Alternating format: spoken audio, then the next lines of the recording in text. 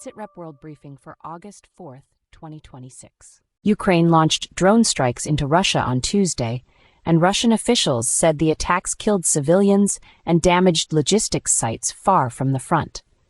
The dead included 5 people in the Moscow region, while the nationwide toll reached at least 6, and fires were reported at warehouse facilities as Moscow accused Kyiv of widening a campaign against infrastructure inside Russian territory. The strikes hit warehouse sites linked to the Russian e-commerce company Wildberries, with facilities in the Moscow region, St. Petersburg, and Tver cited among the locations affected. A Russian soldier shot dead 4 people in Sevastopol, Crimea, on Tuesday, according to the Moscow-installed authorities in the Black Sea city. The victims included civilians, and the regional governor said the gunman was detained after opening fire on fellow soldiers and bystanders. The shooting unfolded in Crimea, the peninsula Russia annexed from Ukraine in 2014 and has since used as a military hub for operations across the Black Sea and southern Ukraine.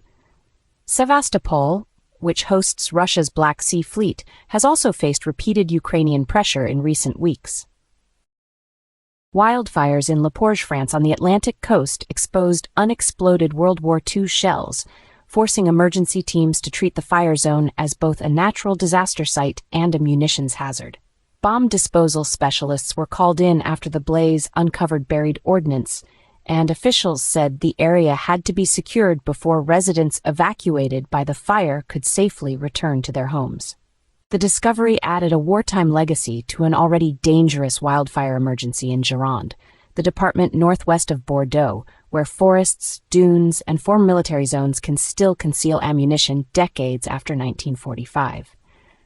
Fires often strip away vegetation and topsoil, exposing metal objects that had remained buried for generations, and in Le Porge that meant firefighters and civil protection authorities had to coordinate their response so that explosive clearance could proceed before normal access was restored. Firefighters in Spokane, Washington, spent Monday battling a major wildfire that forced roughly 60,000 residents to leave their homes, as state and local authorities also opened an arson investigation into how the blaze began. Police arrested a 37-year-old man on suspicion of starting the fire, and emergency crews worked around neighborhoods where hundreds of buildings had already burned.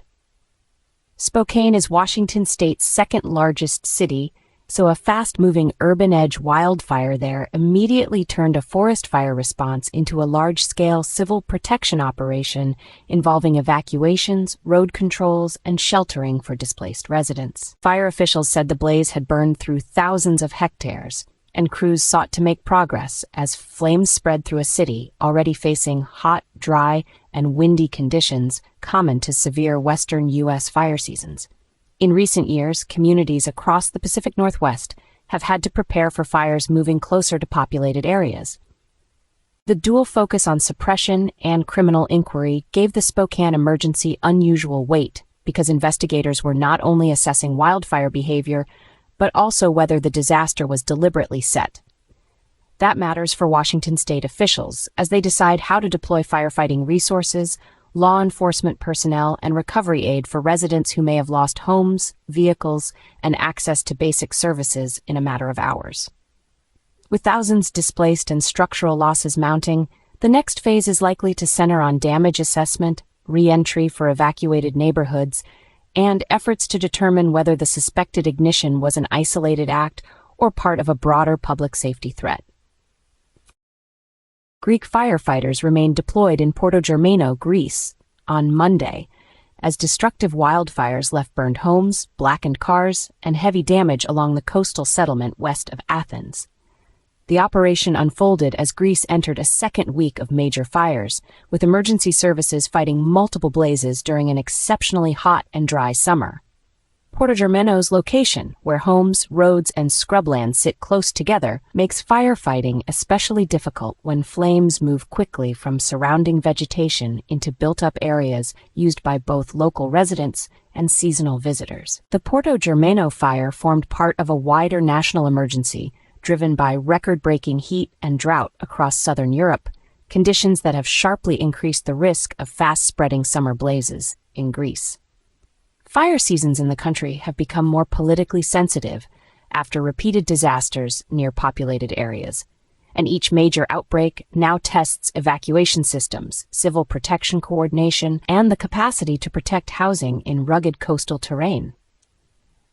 With firefighters still active on the ground, the immediate priority remained stopping further losses to property and preventing flare-ups from pushing deeper into residential zones. What happened in Porto Germano also illustrated the broader European pattern of 2026, in which prolonged heat and dry ground have linked local fires to a continental climate and water stress crisis affecting Greece, France, and the UK at the same time. For Greek authorities, that means the challenge is no longer a single isolated blaze, but sustaining crews, aircraft, and local response systems over many consecutive days. The destruction visible in Porto Germano will likely feed into a larger debate in Athens over land management, summer readiness, and how to protect vulnerable communities as extreme heat increasingly overlaps with peak holiday season. Sources and the full written briefing are available at sitrepbrief.com.